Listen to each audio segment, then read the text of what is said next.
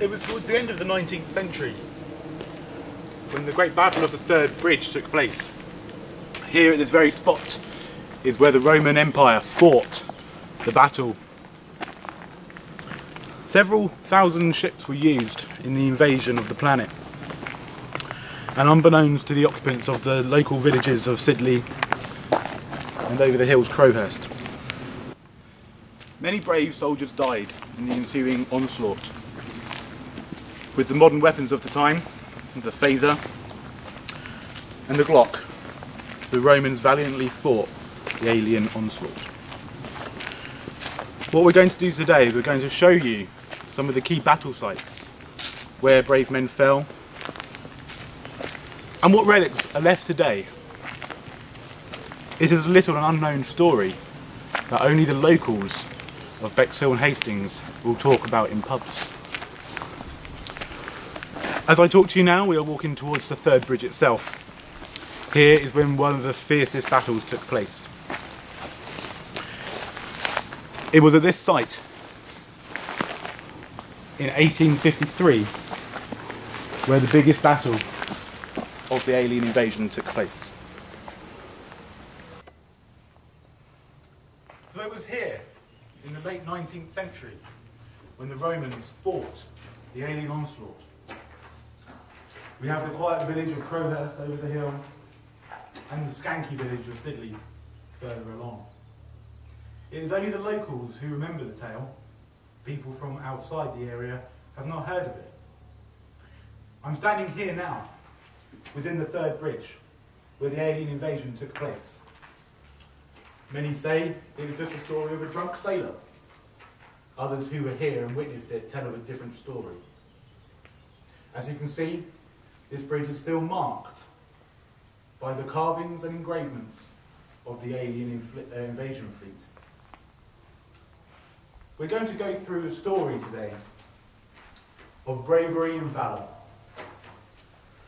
where many Vikings and Romans took on the aliens from space. Come with me if you will, and follow the tour. Some say the Roman Empire had been in cohorts with the alien armada years before the actual event. Some obviously dispel this as myth. The Romans had wanted to retake the United Kingdom ever since they left back in the beginning of the Dark Ages. It was somewhat unusual, as the Roman Empire had not existed for well over 1,000 years. Archimedes wrote hundreds of scriptures on the text, leaving them in churches all over the world. Archimedes obviously giving up philosophy to become a famous chef. Back in France in 1827, he invented a new dish called cheese à la cheese, which was essentially cheese with a side bit of cheese. His signature dish made it into restaurants all over the world, mainly in Europe. It became famous, very famous.